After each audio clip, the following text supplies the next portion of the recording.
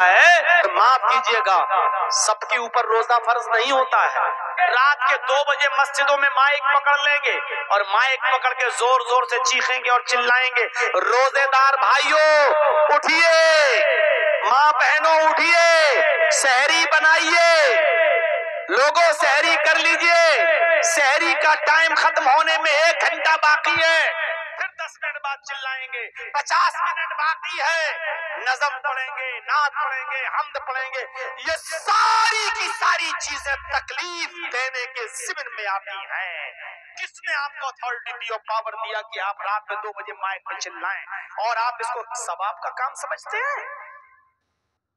کون سی حدیث میں آیا ہے کہ آپ لوگوں کو روزے کے لیے اٹھائیں؟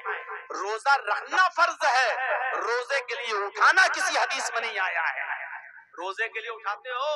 کبھی فجر کی نماز کے لیے لوگوں کو رات کے 2 بجے سے اٹھایا؟ مائک پکڑ کے کہیے لوگوں فجر کی اذان ہونے میں 1 گھنٹہ باقی ہے، اٹھیے اٹھیے، پھر 50 منٹ باقی ہے، اٹھیے، 40 منٹ باقی ہے، اٹھیے۔ ارے نماز زیادہ افضل عبادت ہے یا روزہ؟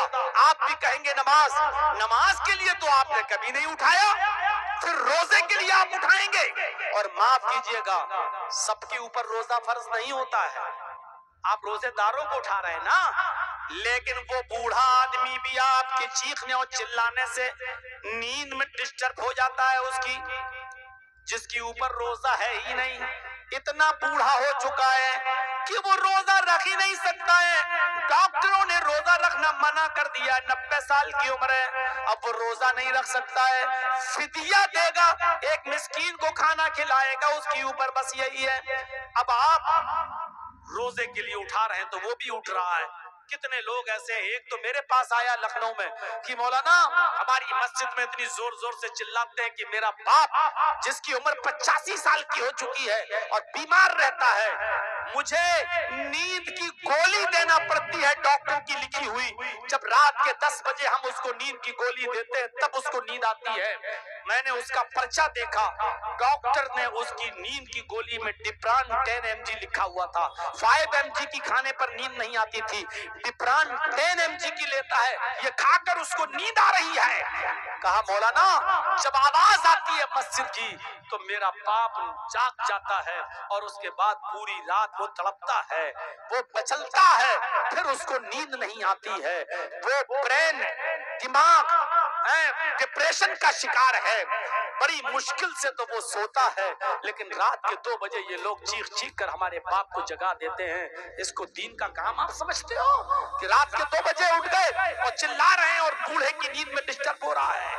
ایسی طریقے سے وہ عورتیں بیچاری جو اپنے بچوں کو دودھ پلاتی ہیں اور ڈاکٹروں نے کہہ دیا ہے کہ یہ دودھ جب یہ کھانا کھائیں گی تو دودھ بنے گا اور جب دودھ بنے گا تو بچے کو پلائیں گی، اگر یہ روزہ رکھیں گی تو بچہ بھوکا مر جائے گا جو اپنی ماں کا دودھ پیتا ہے، اس لیے ابھی یہ روزہ نہ رکھیں۔ تو جو عورتیں اپنے بچوں کو دودھ پلاتی ہیں جو روزہ نہیں رکھ پا رہی ہیں اس مجبوری کی وجہ سے، آپ ان کے بھی نیند میں ڈسٹرب کر رہے ہیں۔ شریعت میں نہیں ہے کہ کسی کی نیند میں آپ ڈسٹرب کریں۔ اللہ کے نبی صلی اللہ علیہ وسلم تو تہجد کی نماز پڑھنے بھی جب اٹھتے تھے تو اتنے آہستہ سے اٹھتے تھے کہ ان کی بیوی حضرت عائشہ نہ جاگ جائیں، بیوی حضرت عائشہ کی نیند نہ کھل جائے، اور آپ مائک پہ پکڑ پکڑ کے چیخیں اور چلائیں کہ روزے دار بھائیو اٹھیے اور سحری کیجئے، اٹھیے اور سحری بنائیے۔ یہ چیز باعث ثواب نہیں بلکہ باعث گناہ ہے، کیونکہ آپ تکلیف دے رہے ہیں ان لوگوں کو بھی جن کے اوپر روزہ فرض نہیں ہے۔ حاملہ عورت جس کے پیٹ میں بچہ ہے، ڈاکٹر نے منع کیا بھی روزہ نہیں رکھیں، اگر روزہ رکھیں گی تو بھوکا رہنا پڑے گا، اور جب بھوکا رہیں گی تو پیٹ میں جو بچہ پل رہا ہے اس کو جب غذا کی چیز نہیں ملے گی تو بچہ پیٹ میں مر جائے گا۔ کہا وہ روزہ نہیں رکھ سکتی ہے لیکن آپ ان کی بھی نیند میں ڈسٹرب کر رہے ہیں، چھوٹے چھوٹے بچوں کو بھی آپ جگا رہے ہیں، تو یہ چیز تکلیف دینے کے ضمن میں آتی ہے۔ اماطۃ الاذان الطریق، راستے سے تکلیف دہ چیز کو ہٹا دینا بھی ایمان کا ایک حصہ ہے۔ اور تیسری چیز اس حدیث میں بتائی گئی ہے والحیاء شعبۃ من الایمان، حیا بھی ایمان کا ایک شعبہ ہے۔ آج شرم و حیا ہمارے معاشرے سے نکل گئی، شرم و حیا ختم ہو گئی۔ بخاری کی حدیث ہے، اللہ کے نبی نے فرمایا اذا لم تستحی ففعل ما شئت، جب تیرے اندر شرم نہ رہی، جب تیرے اندر سے شرم نکال لی گئی تو پھر جو تیرا دل چاہے وہ کر. یعنی جب شرم ہی نہیں رہے گی تو انسان کے دل میں جو آئے گا وہ کرے گا، جو آئے گا وہ کرے گا. شرم نہیں رہی. اور اس ویسٹرن کلچر نے، اس پشچمی سبھیتا نے، اس مغربی تہذیب نے آج شرم و حیا کا جنازہ مردوں کے اندر تو چھوڑیے عورتوں کے اندر سے بھی نکال کر رکھ دیا ہے. ہمیں نہیں معلوم آپ کے بہار کا حال، ہمیں نہیں معلوم آپ کے بنگال کا حال. آئیے ہمارے اتر پردیش کی طرف اور لکھنؤ کی سرزمین پر بڑے بڑے حاجی، بڑے بڑے نمازی، بڑے بڑے قاری، بڑے بڑے حافظ، بڑے بڑے ملا اور مولویوں کی لڑکیاں انسٹاگرام پر ریل بنا رہی ہیں، سر سے دوپٹے اتر چکے ہیں، اسکرٹ پہن کر اور شارٹ کپڑوں میں ریل بناتی ہیں، وہ بھی بے حیائی کے ساتھ اور یانیت کے ساتھ، اور ننگی ننگی ریل بناتی ہیں، بےہودہ ریل بنا رہی ہیں. اور جب حاجیوں، نمازیوں، ملا اور مولویوں کی لڑکیوں کا یہ حال ہے تو پھر بڑے بڑے امیروں کی لڑکیوں کا حال کیا ہوگا، امیر زادیوں کا حال کیا ہوگا، ماڈرن کلچر میں پلنے والی لڑکیوں کا حال کیا ہوگا. ویسٹرن کلچر نے، پشچمی سبھیتا نے، مغربی تہذیب نے آج ہماری لڑکیوں کو اتنا بے شرم بنا دیا ہے. تصور کریں آپ، گھر میں رہنا ان کو بکواس لگتا ہے، گھر میں رہنا کہتی ہیں یہ چار دیواری میں قید کر کے رکھ دیا ہے. واہ میری بیٹیوں، واہ میری قوم کی بچیوں، واہ میری قوم کی بہنوں، اپنے گھر میں رہ کر اپنے باپ کے لیے کھانا بنا دینا شرم کی بات ہے، اپنے بھائی کے لیے کھانا بنا دینا شرم کی بات ہے. ایئر ہوسٹس بن کر ہوائی جہاز میں، ایروپلین میں پیسنجرز کو کھانا سرو کرنا ترقی کی بات ہے. یہ کون سی عقل پسندی ہے اور عقل کا دائرہ ہے کہ تم اپنے بھائی کے لیے کھانا بناؤ تو یہ ذلت سمجھتی ہو، اپنے گھر میں اپنے باپ کے لیے کھانا بناؤ تو اس کو تم اپنی انسلٹ سمجھتی ہو، اور تم جب ایئر ہوسٹس بن جاؤ تو پیسنجرز کے سامنے کھانا سرو کرو، بریک فاسٹ سرو کرو تو تم اس کو اپنے لیے ترقی کی راہ سمجھتی ہو. اپنے گھر میں اپنے بھائی اور بہنوں کے کپڑے دھل دینا اور صاف کر دینے کو تم اپنے لیے شرم سمجھتی ہو، اور ہاسپٹل میں نرس کا کام کر کے مریضوں کا زخم صاف کر دینا اور دوسروں کے کپڑوں کو دھل دینا اس کو تم اپنے لیے قابل فخر سمجھتی ہو. اس ویسٹرن کلچر نے ہماری ماں بہنوں کی عقلوں پر کیسا ڈاکہ ڈالا ہے. اللہ کے نبی نے سچ فرمایا اذا لم تستحی ففعل ما شئت، جب شرم و حیا نہیں رہی تو جو تیرا دل چاہے وہ کر.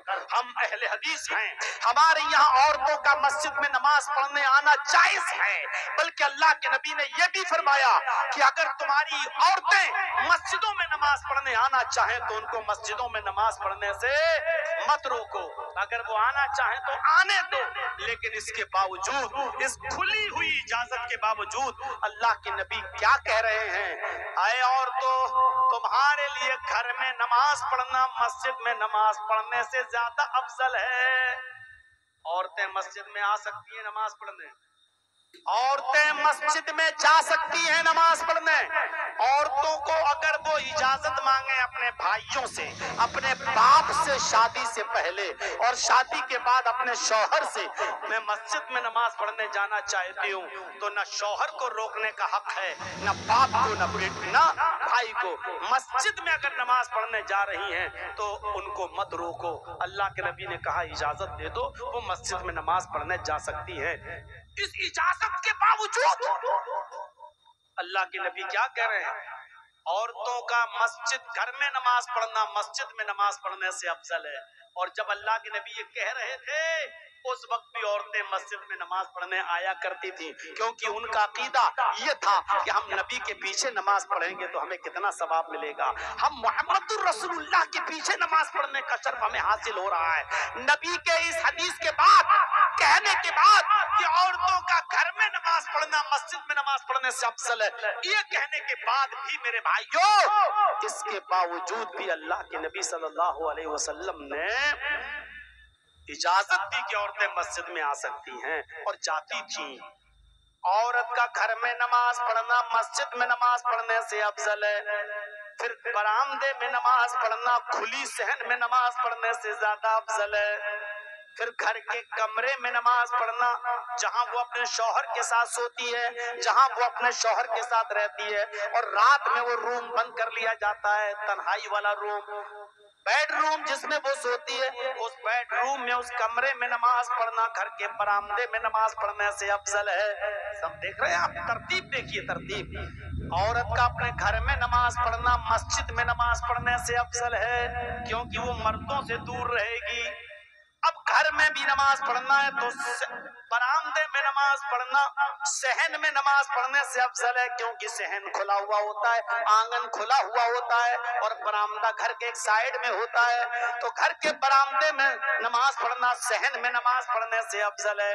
और फिर फरमाया घर के कोठे में, कमरे में, बंदरूम में, बेडरूम में, वहां नमाज पढ़ना बरामदे में नमाज पढ़ने से अफजल है, क्योंकि घर में भी लोगों का आना जाना लगा रहता है। खाला का लड़का, फूफा का लड़का, चचा का लड़का, कुछ भी हो, पर्दा तो है ही ना करती है वो अलग बात है, लेकिन एक लड़की को अपने चचा के बेटे से भी पर्दा है, खाला के बेटे से भी पर्दा है, मामू के लड़के से भी पर्दा है।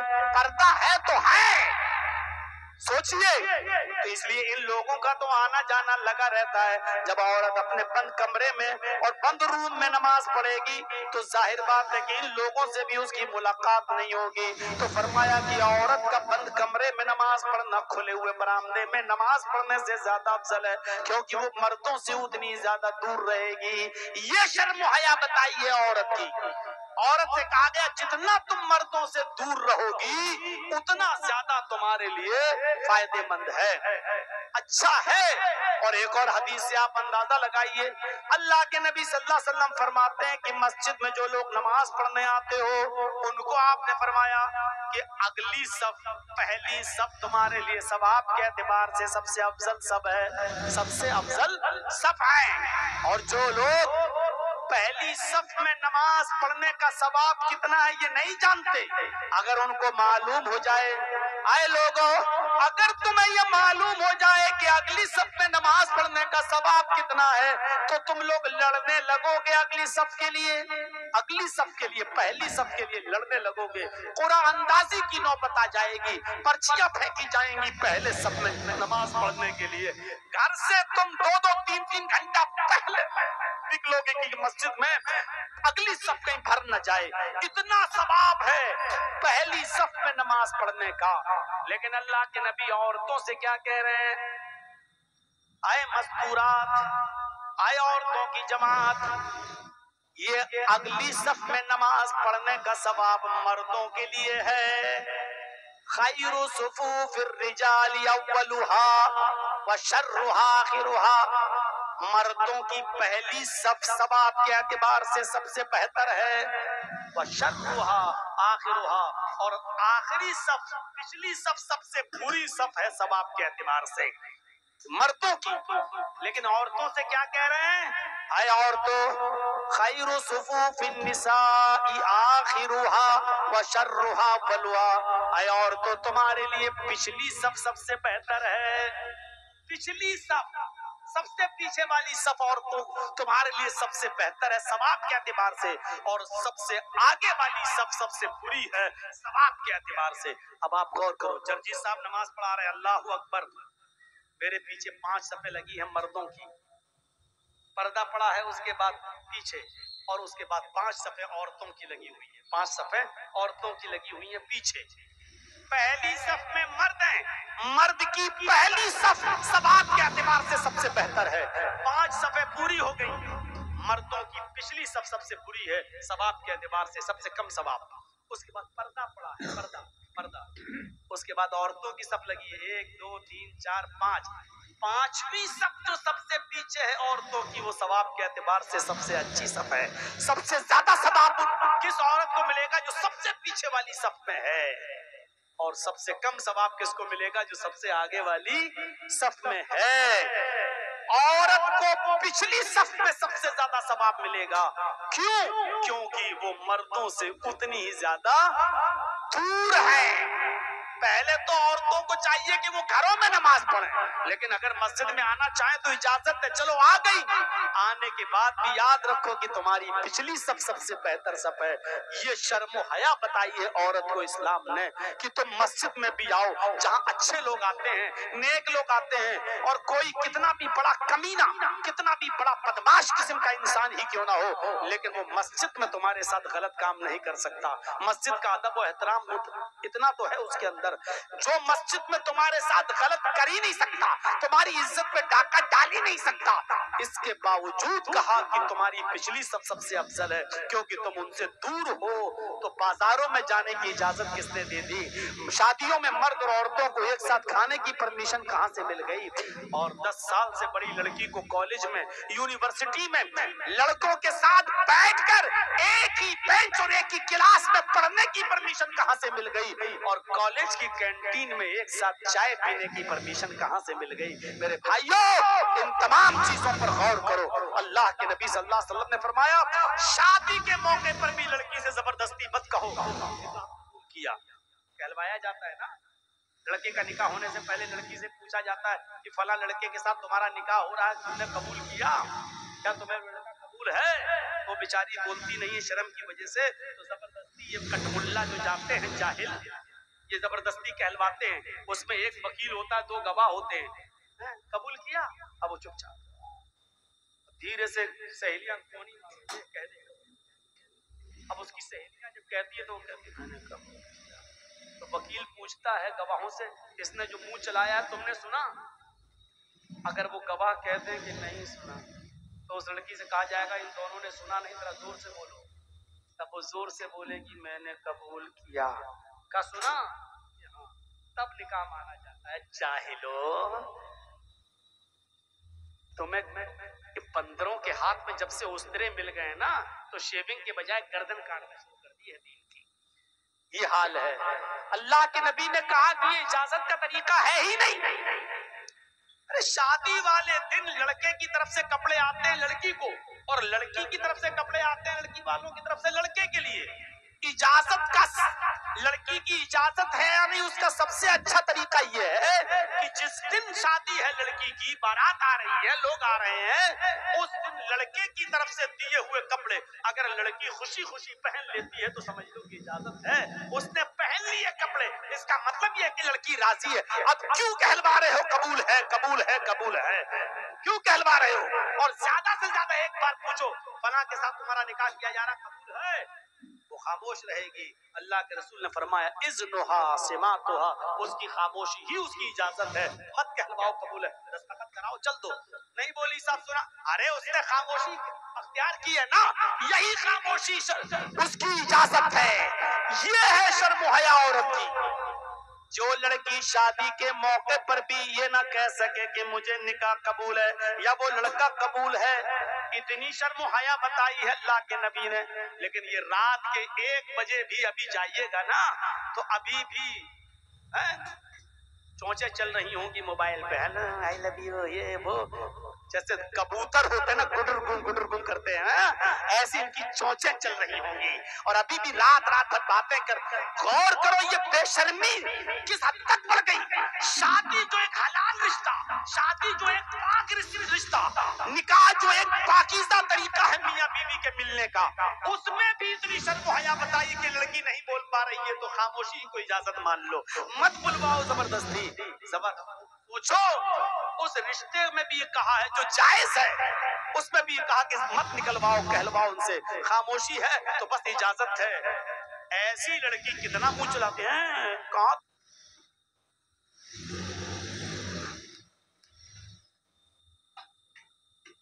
وعن ابي هريره رضي الله تعالى عنه عن النبي صلى الله عليه وسلم قال الإيمان 70 شعبة فأفضلها قول لا إله إلا الله وأدناها إماطة الأذى عن الطريق والحياء شعبة من الإيمان۔ رب اشرح لي صدري ويسر لي امري واحلل عقدة من لساني يفقهوا قولي.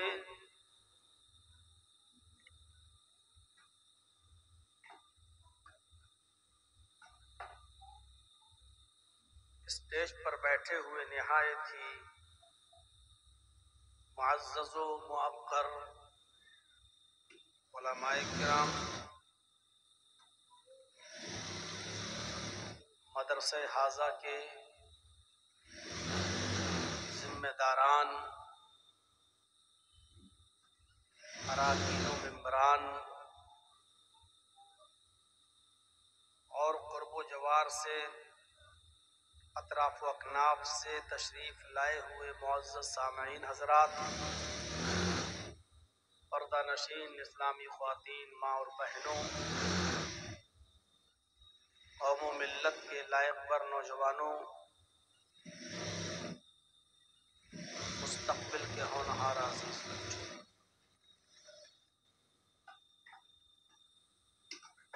رات کے 11:30 بجے تک بہت ہی صبر، سکون اور شانتی کے ساتھ آپ نے اس اجلاس کو سماعت فرمایا. مختلف علماء سے ان کے مختلف عناوین پر، ان کے مختلف اسلوب و لہجے میں آپ نے کتاب و سنت پر اپنی باتوں کو سنا. دعا ہے اللہ تبارک و تعالی سے کہ الہ العالمین ہمیں اور آپ کو جو باتیں کہی گئی ہیں اور کہی جا رہی ہیں عمل کرنے کی توفیق عطا فرمائے.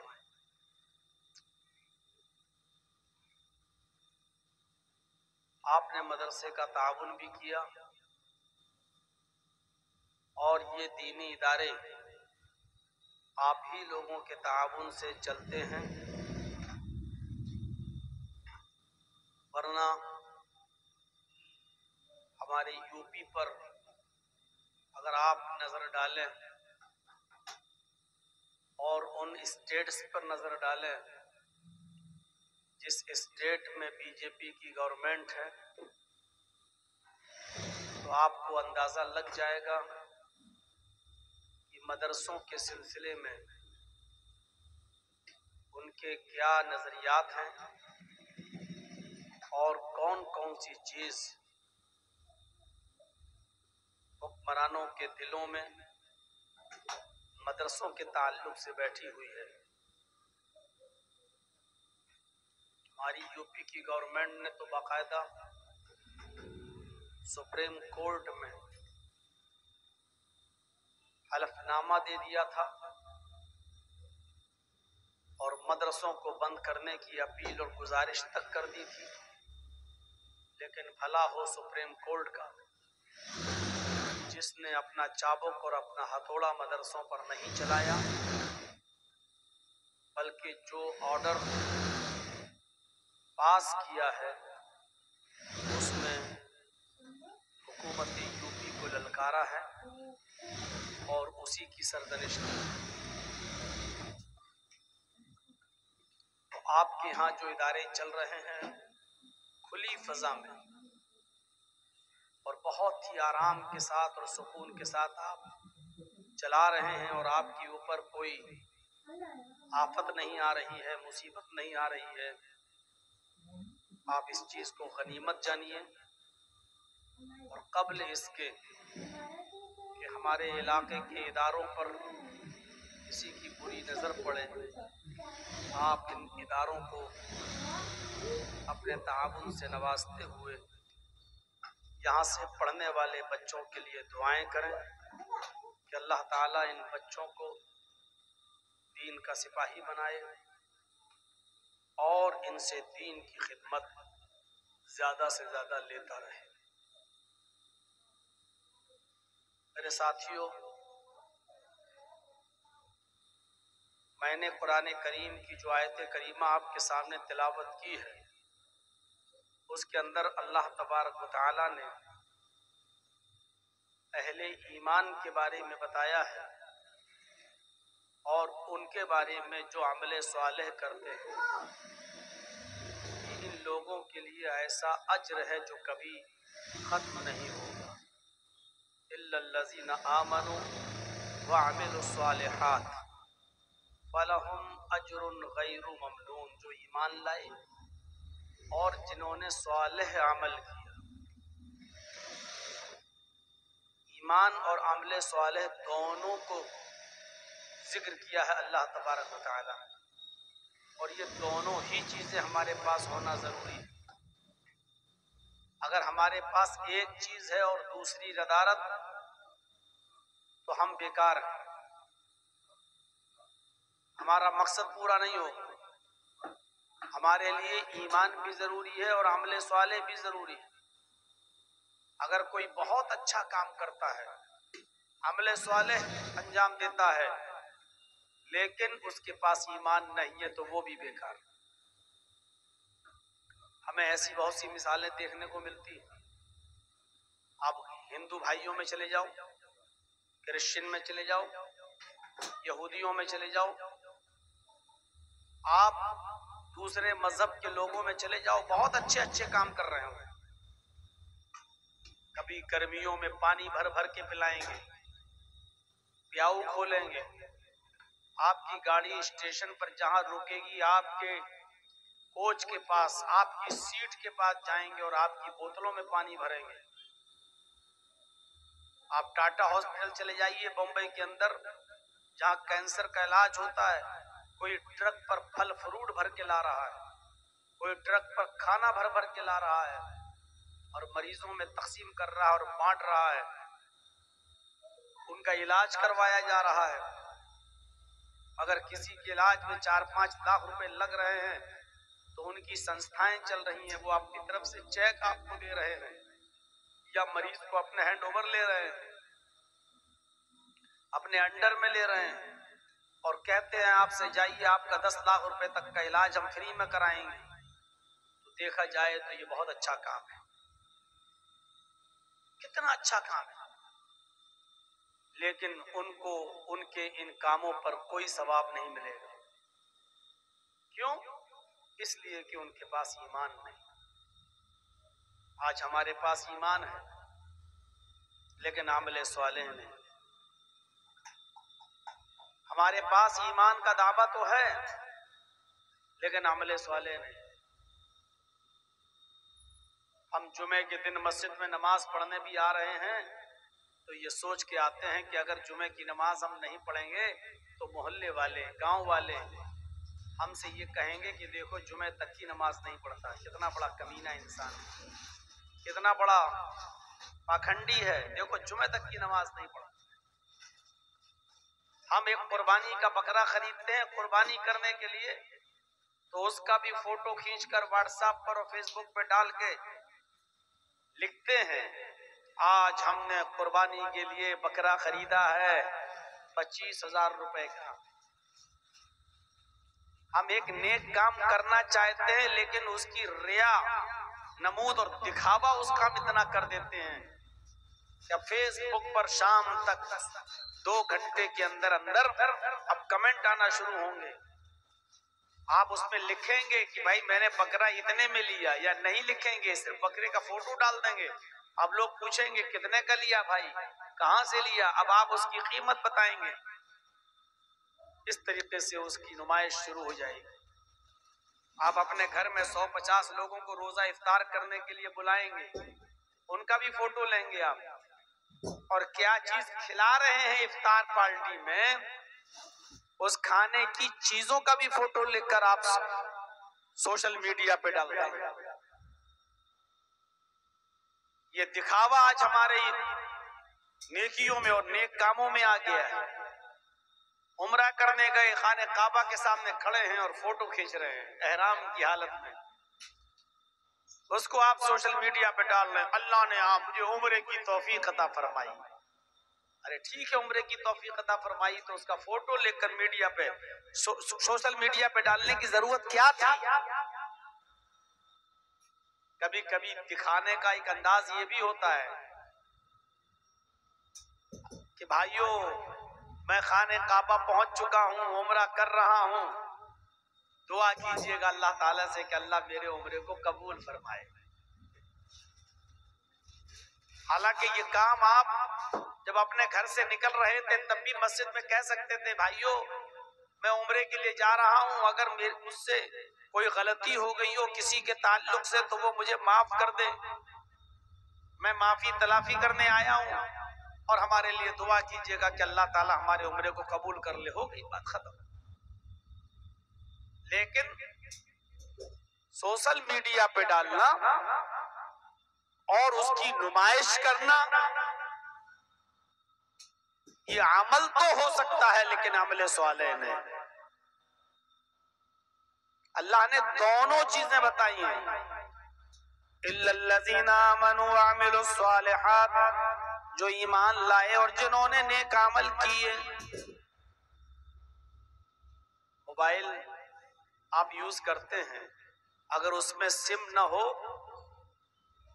تو آپ کا موبائل کام نہیں کرے گا، اور آپ کے پاس سم ہے لیکن موبائل نہ ہو تو سم بھی کام نہیں کرے گی۔ مہنگا سے مہنگا موبائل خرید لیجئے، آپ قیمتی سے قیمتی موبائل لے لیجئے، آپ آئی فون لے لیجئے، زیڈ فولڈ 6 لے لیجئے، سیمسنگ کا گلیکسی، 1.5 لاکھ 1 لاکھ 1.25 لاکھ قیمتی سے قیمتی موبائل آپ اس یوز کریے، لیکن اس میں سم نہ ہو۔ اب آپ موبائل خرید کے لائے، کان میں لگا کے ہیلو ہیلو، اب موبائل والے کی دکان پہ جا کے کہیے صاحب یہ تو کام ہی نہیں کر رہا ہے، اتنا مہنگا موبائل 1.5 لاکھ کا موبائل اور آواز ہی نہیں جا رہی ہے۔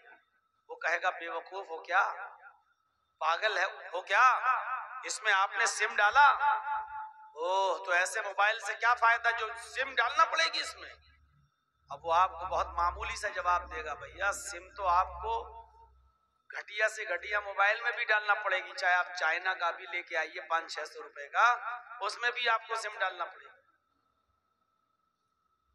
1.5 لاکھ کا موبائل لیکن سم نہیں، بیکار۔ اور سم لے لیجئے، کسی بھی اچھی کمپنی کی لے لیجئے، جیو کی لے لیجئے، ایئرٹیل کی لے لیجئے، ووڈا کی لے لیجئے، آئیڈیا، کوئی بھی سم لے لیجئے آپ، اور اس میں پریاپت بیلنس بھی ڈال دیجئے، 5,000 10,000 20,000 50,000 بیلنس بھی اچھا خاصا ہے اس کے اندر۔ اب آپ سم کو کان میں لگا کے کہیں ہیلو ہیلو، بھائی آواز نہیں جا رہی، میں نے تو اس میں بیلنس پڑوا لیا یار، ابھی تو آپ نے اس میں 10-20 ہزار روپے ڈالے ہیں، پیسہ تو ہے اس میں، پھر کیا بات ہے؟ وہ کہے گا تم پاگل لگ رہے ہو، علاج کراؤ رانچی میں جا کر، پاگل خانے میں بھرتی ہو جاؤ۔ یہ سم جو ہے جب تک کسی موبائل میں نہیں ڈالو گے تب تک کام نہیں کرے گی۔ میرے بھائیو، جس طرح موبائل کے لیے سم ضروری ہے اور سم کے لیے موبائل ضروری ہے، اسی طریقے سے ایمان کے لیے عمل صالح اور عمل صالح کے لیے ایمان، یہ دونوں ضروری ہیں۔ آج ہمارے پاس ایمان ہے لیکن عمل صالح نہیں ہے، غیر مسلموں کے پاس عمل صالح ہے لیکن ایمان نہیں، اس لیے بیکار ہے۔ اِلَّا الَّذِينَ آمَنُوا وَعَمِلُوا الصَّالِحَاتِ، جو ایمان لائے اور جنہوں نے نیک عمل کیے، ان کے لیے اللہ نے فرمایا فَلَهُمْ أَجْرٌ غَيْرُ مَمْنُونٍ، ان کے لیے کبھی ختم نہ ہونے والا اجر ہے۔ اور ایسے ہی لوگ با ایمان اور مومن ہیں، اور عزت، بلندی، بادشاہت، حکومت، سربلندی، رفعت، یہ سب انہی لوگوں کو ملے گی جن کے پاس ایمان۔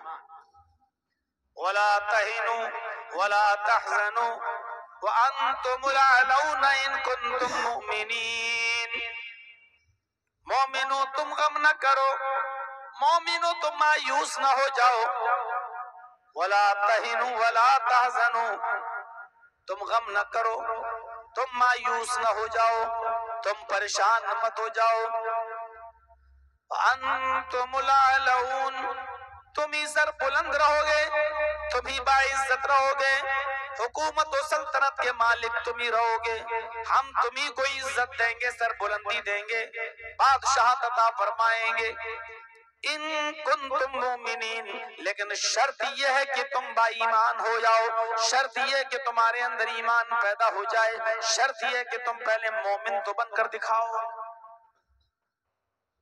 ایمان ہوگا تو عزت ملے گی۔ ہم اس کا الٹا مفہوم بھی نکال سکتے ہیں کہ آج عزت ہمارے پاس نہیں ہے، آج بلندی ہمارے پاس نہیں ہے، آج رفعت ہمارے پاس نہیں ہے، ہم ذلیل ہیں، رسوا ہیں، خوار ہیں،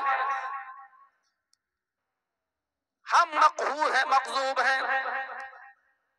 تو اس کی وجہ یہ ہوئی کہ آج ہمارے پاس ایمان نہیں ہے۔ اگر ایمان ہوتا تو آج ہمارے پاس عزت ہوتی، سر بلندی ہوتی، ہم اونچے مقام اور مرتبے پر فائز ہوتے، لیکن آج ہم ہر جگہ ذلیل ہیں، رسوا ہیں، خوار ہیں، مقہور ہیں، مغصوب ہیں۔ ضربت علیہم الذلۃ والمسکنہ، دنیا کے جس کونے میں مسلمان آج زندہ ہے، ذلیل ہے، رسوا ہے، دنیا کے کسی بھی چپے کا اور کسی بھی خطے کا حال اٹھا کر دیکھیے اور بتائیے کہ مسلمان کہاں آرام کے ساتھ ہے، کس جگہ مسلمان چین و سکون کے ساتھ ہے۔ عراق کا حال دیکھ لو، سیریا کا حال دیکھ لو، لبنان کا حال دیکھ لو، دمشق کا حال دیکھ لو، اردن کا حال دیکھ لو، الجزائر کا حال دیکھ لو، لیبیا کا حال دیکھ لو، ایران کا حال دیکھ لو، مجھے بتاؤ پاکستان کا حال دیکھ لو، ہندوستان کے اندر تم اپنے حالات پہ نظر ڈال لو، آج کہاں تمہاری عزت ہے، کہاں تمہارا نام ہے، کہاں بلندی آج ہماری قدم بوسی کر رہی ہے، کہاں؟ میرے بھائیوں، دنیا کے کسی دور میں مسلمان اتنا ذلیل، مسلمان اتنا رسوا، مسلمان اتنا بے بس، مسلمان اتنا لاچار، مسلمان اتنا مغضوب اور مقہور نظر نہیں آیا جتنا کائنات کے اس دور میں نظر آ رہا ہے۔ اور اس کی وجہ یہ ہے کہ آج ہمارے پاس ایمان نہیں ہے، ایمان ہے تو عمل صالح نہیں ہے، عمل صالح ہے تو ایمان نہیں۔ ایمان کیا ہے؟ ایمان کہتے کسے؟ اللہ کے نبی صلی اللہ علیہ وسلم نے تو ایمان کی 70 سے زیادہ شاخائیں بتائی ہیں، ایمان کے تو 70 سے زیادہ درجے بتائے ہیں، ایمان کے تو 70 سے زیادہ شعبے بتائے ہیں۔ الایمان بضع و سبعون شعبۃ، 70 سے زیادہ شعبے ہیں ایمان کے، لیکن 3 شعبوں کا ذکر کیا ہے اللہ کے رسول نے اس حدیث کے اندر۔ ہم غور کریں کیا یہ تینوں چیزیں آج ہمارے اندر ہیں؟ 3 چیزوں کا ذکر کیا ہے۔ فَأَفْضَلُهَا قَوْلُ لَا إِلَٰهَ إِلَّا اللَّهِ، ایمان کا سب سے افضل درجہ، ایمان کا سب سے افضل شعبہ یہ ہے کہ تم اپنی زبان سے کہو لا الہ الا اللہ، وَأَدْنَاهَا إِمَاطَةُ الْأَذَى عَنِ الطَّرِيقِ، ایمان کا دوسرا درجہ ہے جو سب سے کمتر درجہ ہے، سب سے نیچا درجہ ہے، فرمایا اماطۃ الاذی عن الطریق، راستے میں تکلیف دہ چیز پڑی ہوئی ہو اس کو ہٹا دینا، راستے میں کوئی بھی ایسی چیز پڑی ہوئی ہے جس سے دوسرے لوگوں کو تکلیف پہنچ سکتی ہے، ایسی چیزوں کو زائل کر دینا، ہٹا دینا، ختم کر دینا، مٹا دینا، یہ ایمان کا سب سے نچلا درجہ ہے اور اس حدیث کی دوسری چیز ہے۔ اور تیسری چیز والحیاء شعبۃ من الایمان، حیا بھی ایمان کا ایک شعبہ ہے، حیا بھی ایمان کا ایک درجہ ہے، شرم و حیا، یہ تین چیزوں کا ذکر کیا ہے اللہ کے رسول نے اس حدیث میں، جس میں پہلی چیز ہے توحید۔ افضلها قول لا الہ الا اللہ، اپنی زبان سے لا الہ الا اللہ کہتے رہو، صرف کہہ دینا کافی نہیں ہے، ورنہ لا الہ الا اللہ کہنے میں ٹائم ہی کیا لگتا ہے، لا الہ الا اللہ لو، اور کسی غیر مسلم سے کہلواؤ تو بہت سے لوگ ہیں جو آج کہہ دیں گے لا الہ الا اللہ، تو لا الہ الا اللہ صرف کہہ دینا کافی نہیں ہے، لا الہ الا اللہ کو اس کے تقاضے اور اس کے جو مطالبات ہیں اس کو پورا کرنے کا نام لا الہ الا اللہ ہے۔ جب تک ہم لا الہ الا اللہ کے تقاضے پورا نہیں کریں گے اور اس کے مطالبے پورا نہیں کریں گے، لا الہ الا اللہ کا مقصد حل نہیں ہوگا اور حاصل بھی نہیں ہوگا۔ لا الہ الا اللہ یعنی لا معبود الا اللہ، لا الہ الا اللہ یعنی لا مطلوب الا اللہ، لا الہ الا اللہ یعنی لا مقصود الا اللہ، لا الہ الا اللہ یعنی لا موجود الا اللہ، یہ ہے لا الہ الا اللہ کا معنی۔ لا الہ الا اللہ یعنی لا معبود الا اللہ، اللہ کے علاوہ ہمارا کوئی معبود جس کی عبادت کی جائے اللہ کے علاوہ کوئی نہیں ہے۔ لا الہ الا اللہ یعنی لا مطلوب الا اللہ، اللہ کے علاوہ ہمارا کوئی مطلوب نہیں ہے۔ لا الہ الا اللہ یعنی لا مقصود الا اللہ، اللہ کے علاوہ ہمارا کسی اور کی طرف کوئی قصد نہیں ہے، اس کے علاوہ ہمارا کوئی مقصود نہیں ہے۔ لا الہ الا اللہ یعنی لا موجود الا اللہ، اللہ کے علاوہ اس کائنات کے اندر اپنے علم کے اعتبار سے کوئی موجود نہیں ہے، اپنے علم کے اعتبار سے عقیدہ رکھیے گا۔ اللہ نالیوں میں نہیں ہے، لیکن نالی کے اندر کیا چیز پڑی ہوئی ہے اللہ کو اس کا علم ہے۔ اللہ ماں کے پیٹ میں نہیں ہے، لیکن ماں کے پیٹ میں لڑکا ہے یا لڑکی یا کچھ نہیں، اللہ کو اس کا علم ہے۔ اللہ سمندر میں نہیں ہے، لیکن سمندر میں کتنی مچھلیاں ہیں اور ان مچھلیوں کے پیٹ میں کتنے انڈے ہیں، اللہ کو اس کا علم ہے۔ اللہ درختوں کے اوپر پیڑوں کے اوپر نہیں ہے، لیکن اس دنیا میں کتنے درخت ہیں اور ان درختوں میں کتنے پتے ہیں، اللہ کو اس کا علم ہے۔ تو یہ عقیدہ رکھنا لا موجود الا اللہ، اپنے علم کے اعتبار سے اللہ ہی ہر جگہ موجود، یعنی مکمل اور کمپلیٹ علم اگر کسی کو ہے تو وہ ذات ہے اللہ کی۔ یہ ہے لا الہ الا اللہ کا معنی۔ لا الہ الا اللہ یعنی لا مسجود الا اللہ، اللہ کے علاوہ کوئی ایسی ہستی نہیں ہے کہ جس کو سجدہ کیا جائے، اللہ ہی ہمارا مسجود ہے اور اس کے علاوہ سجدہ کسی اور کے لیے جائز نہیں ہے۔ یہ ہے لا الہ الا اللہ کا معنی۔ ہر مسلمان غور کرے، ایمان کی 70 سے زیادہ برانچز اور شاخائیں بتائی ہیں اللہ کے نبی نے، اور 3 برانچز کا، 3 شاخاؤں کا جو ذکر ہم نے کیا ہے، کیا ان 3 شاخاؤں میں، 3 شعبوں میں کیا سب سے افضل شعبہ لا الہ الا اللہ کو اس کے مطالبات اور اس کے تقاضے کے ساتھ ہم پورا اس پر عمل کر رہے ہیں؟ کیا اس کے تقاضوں کو پورا کر رہے ہیں، اس کے مطالبات کو پورا کر رہے ہیں؟ کیا ہم اللہ کو اسی طریقے سے مان رہے ہیں؟ ایسا تو نہیں کہ ہم لا الہ الا اللہ بھی کہہ رہے ہیں اور مزارات پہ جا کے چادر بھی چڑھا رہے ہیں، ہم لا الہ الا اللہ بھی کہتے جا رہے ہیں کہ اللہ کے علاوہ کوئی معبود نہیں، اور اپنی حاجت روائی و مشکل کشائی کے لیے ہم غیروں کے آستانوں پہ جا کے ہم یہ بھی کہتے جا رہے ہیں کہ بابا تیرے در پہ آیا ہوں تو جھولا جھولی بھر کے جاؤں گا، ہم ایک طرف لا الہ الا اللہ بھی پڑھتے جا رہے ہیں اور دوسری طرف ہم آستانوں پہ جا کے سجدہ بھی کر رہے ہیں، غیر اللہ کے سامنے سر بھی جھکا رہے ہیں۔ ہم لا الہ الا اللہ پڑھ رہے ہیں کہ سب سے زیادہ علم اللہ کو ہے اور علم کے اعتبار سے وہ ہر جگہ موجود ہے، اور پھر ہم یہی صفت ہم اس کے بندوں میں مان کر یہ عقیدہ بھی رکھ رہے ہیں کہ ہمارے فلاں فلاں کو بھی قیامت تک کا علم ہے، ہمارے فلاں فلاں بزرگ کو بھی قیامت تک کی بات معلوم ہے۔ میرے پیارے ساتھیوں، اگر یہ چیزیں ہمارے اندر شامل ہیں تو یقیناً ہم لا الہ الا اللہ کا تقاضا اور اس کا مطالبہ ہم پورا نہیں کر رہے ہیں۔ لا الہ الا اللہ تو وہ کلمہ ہے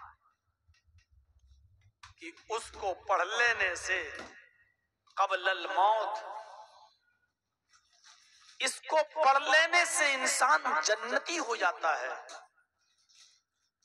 اور اس کو پڑھے بغیر اگر کوئی آدمی مر گیا حالت کفر میں، حالت شرک میں، تو وہ جہنمی ہو جاتا ہے۔ یقیناً 70 سال تک، 80 سال تک کوئی آدمی گناہوں پہ گناہ کرتا رہا، کفر کرتا رہا، شرک کرتا رہا، اور مرنے سے پہلے شرک سے، کفر سے توبہ کر کے کلمہ پڑھ لیا لا الہ الا اللہ اور مر گیا، لیکن یہ کلمہ نصیب ہو گیا تو جنتی ہو گیا۔ پوری زندگی کفر و شرک کرتا رہا اور لا الہ الا اللہ پڑھے بغیر مر گیا تو جہنمی ہو گیا۔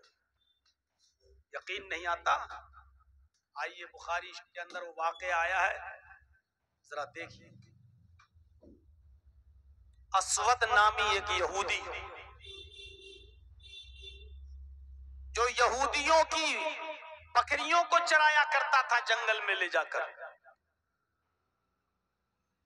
جب اللہ کے نبی صلی اللہ علیہ وسلم نے خیبر کا محاصرہ کر لیا اور چاروں طرف سے گھیر لیا، خیبر ایک قلعہ تھا جس میں یہودی رہا کرتے تھے، اللہ کے رسول نے اور آپ کے صحابہ نے اس کو گھیر لیا، چاروں طرف سے اس پر محاصرہ کر لیا۔ اس وقت خیبر کے اس قلعے سے ایک آدمی غائب تھا جو بکریاں چرانے کے لیے گیا تھا، جس کا نام تھا اسود۔ جب وہ لوٹ کر آیا، اس نے دیکھا کہ ہمارے قلعے کو چاروں طرف سے محمد اور اس کے ساتھیوں نے گھیر لیا ہے صلی اللہ علیہ وسلم۔ تو اس نے صحابہ سے کہا کہ اے صحابیو، میں تمہارے نبی سے محمد الرسول اللہ سے ملنا چاہتا ہوں۔ انہوں نے کہا کہ اس خیمے میں چلے جاؤ، یہ خیمہ پڑا ہوا ہے، پردہ پڑا ہے، اسی پردے کے اندر اللہ کے نبی موجود ہیں۔ وہ گیا، سوچ رہا تھا کہ محمد الرسول اللہ کے باڈی گارڈ لگے ہوں گے،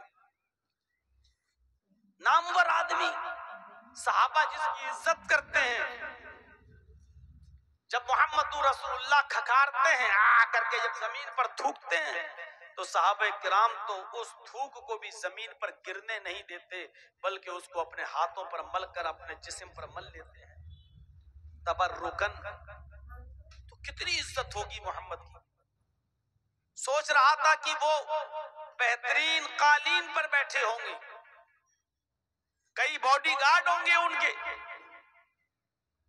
لیکن جب خیمے کا پردہ ہٹا کر وہ یہودی وہ اسود دیکھتا ہے تو کیا دیکھتا ہے کہ محمد الرسول اللہ کچی زمین پر کھجور کے پتوں کی بنی ہوئی چٹائی پر بیٹھے ہوئے ہیں، کھجور کے پتوں کی بنی ہوئی چٹائی پر تشریف فرمائے۔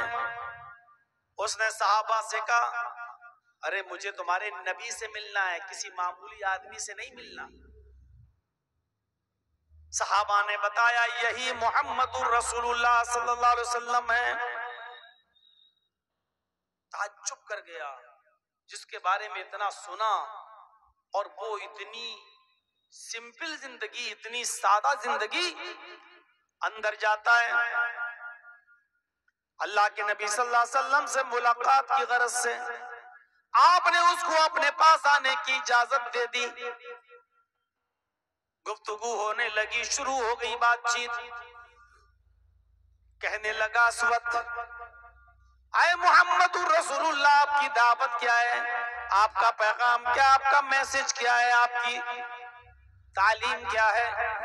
आपने फरमाया बस मेरी दावत सिर्फ एक है, ज्यादा नहीं, एक ही दावत लेकर मैं आया हूं और उसी दावत को आम कर रहा हूं, और वो दावत है ला इलाहा इल्लल्लाह।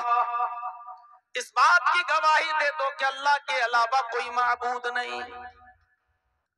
उसने कहा अगर इस दावत को मैंने मान लिया तो मेरे लिए क्या है? आपने फरमाया लकल जन्नह, अगर इस दावत को तुम कबूल कर लेते हो तो तुम्हारे लिए जन्नत है, और अगर इस दावत को तुम कबूल नहीं करते और इस दावत को कबूल किए बिना मर गए तो तुम्हारे लिए जहन्नम है। वो अस्वद जानता था ला इलाहा इल्लल्लाह अगर कह दूंगा तो ला इलाहा इल्लल्लाह का मतलब क्या है, हमें क्या क्या छोड़ना पड़ेगा, किन किन चीजों को हमें तर्क करना पड़ेगा। वो ला इलाहा इल्लल्लाह का माना हम मुसलमानों से ज्यादा जानता था। वो जानता था कि मोहम्मदुर रसूलुल्लाह सल्लल्लाहु अलैहि वसल्लम जिस ला इलाहा इल्लल्लाह का कलमा हमारे मुंह से निकलवाना चाहते हैं, इसका मतलब ये क्या है, हमें किन किन को छोड़ना पड़ेगा, किन किन की इबादत तर्क करना पड़ेगी, किन किन से मदद मांगना तर्क करना पड़ेगा। वो इस बात को अच्छी तरीके से जानता था। कहने लगा मोहम्मद इब्ने अब्दुल्लाह, अगर मैंने ये कलमा पढ़ लिया तो मेरे लिए क्या है? फरमाया लकल जन्नह, तेरे लिए जन्नत है। उसने कहा इस्लाम, अपना हाथ बढ़ाइए, मैं इस्लाम लाता हूँ, अपना हाथ बढ़ाइए, मैं कलमा पढ़ता हूँ। अल्लाह के नबी ने अपना हाथ बढ़ाया, उसने भी नबी के हाथ में अपना हाथ दिया और कलमा पढ़ लेता है, अशहदु अल्ला इलाहा इल्लल्लाह व अन्ना मुहम्मदन अब्दुहु व रसूलुहु। ये कलमा पढ़कर ला इलाहा इल्लल्लाह का इकरार करके वो इस्लाम ले आया, कलमा पढ़ लिया। कहने लगा मेरे लिए कोई काम बताइए। आए अल्लाह के नबी इस्लाम तो ले आया, अब मेरा काम क्या है? आए अल्लाह के रसूल मैं इस्लाम ले आया, अब मैं क्या करूं? अभी तक तो मैं यहूदियों की बकरियां चराता हूं, अब क्या करूं जब इस्लाम ले आया हूं? अब बीवी बच्चों को पालना है, पोसना है, खिलाना है, पिलाना है, अब मैं क्या करूं? आपने फरमाया इस्लाम लाने के बाद सबसे पहला तेरा काम यह है, ये बकरियां जिनकी हैं तो इन बकरियों को उनके मालिक के हवाले कर दो। आज तो इस्लाम है हमारे पास और मुसलमान हैं हम, फिर भी दूसरों की अमानतें खाए बैठे हैं, दूसरों की जमीन और जायदाद पर कब्जे किए बैठे हैं। अल्लाह के रसूल ने फरमाया कि अगर तुम इस्लाम ला चुके हो, कोई काम करने से पहले तुम्हें कोई काम बताऊं, उससे पहले तुम्हारी ड्यूटी ये है कि ये जो बकरियां हैं जिनकी, उनके हवाले कर दो। क्योंकि अगर तुमने कोई भी काम किया लेकिन ये बकरियां तुम्हारे पास रह गई तो तुम्हारी कोई इबादत कबूल नहीं होगी, पहले इन बकरियों को इनके हवाले करो। अरे हम दूसरों के क्या हक अदा करेंगे? आज तक हमने अपनी बहनों का और अपनी बेटियों का हक अदा नहीं किया।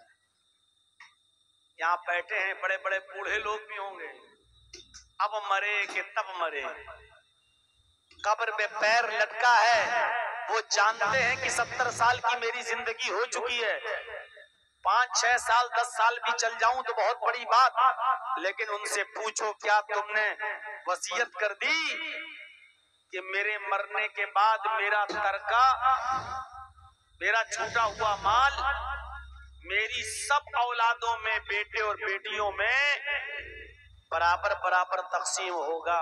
क्या आपने वसीयत की है? इतना याद रखिएगा और मसला जान लीजिएगा। अगर आप अपनी जिंदगी में अगर आप देते हैं ना, बंटवारा करते हैं अपनी जिंदगी में, तो आपको सबको बराबर बराबर देना होगा।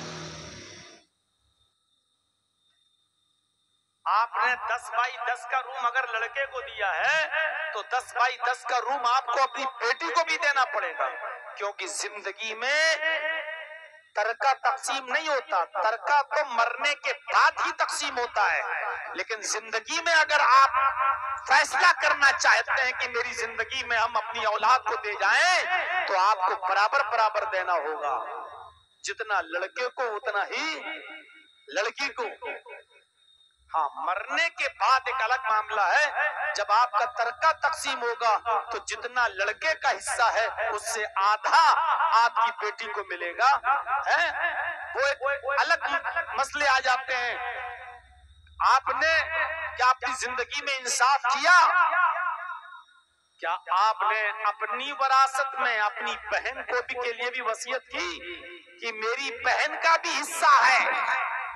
مجھے معلوم ہے پچھلی سال جب رمضان کا مہینہ آیا تھا اور میں اپنے شہر میں اٹاوہ میں تھا، روزے کی حالت میں مسجد میں جب میں گیا ظہر کی نماز کے لیے، جمعرات کا دن تھا، تو میں وضو بنا رہا تھا جب مسجد میں، تو وضو سے فارغ ہونے کے بعد ایک لڑکا مسئلہ پوچھتا ہے کہ مولانا ایک بات بتائیے، ابھی ہم جو کلہ کر رہے تھے وضو بناتے وقت ایسے پانی، تو کلہ کرنے کے بعد زبان میں تھوڑا پانی تو لگا ہی رہتا ہے، بھئی آپ نے ایسے لیا پانی کلہ کیا تو پانی تو تھوڑا سا زبان میں لگا ہی ہے، آپ دانتوں سے ایسے تھوڑی کرتے ہیں، ایسے تھوڑی کرتے ہیں، آپ نے پانی لیا کلہ کیا، اب زبان میں جو پانی لگا رہ گیا، چپکا رہ گیا، تھوک نکلتے وقت وہ پانی جو زبان میں چپکا ہے اگر وہ حلق کے راستے سے پیٹ میں چلا جائے تو اس سے روزے پہ کوئی فرق پڑتا ہے کہ نہیں پڑتا ہے؟ میں نے کہا یار یہ تو بڑا نیک آدمی ہے، دیکھو کیسا مسئلہ پوچھ رہا ہے بیچارہ۔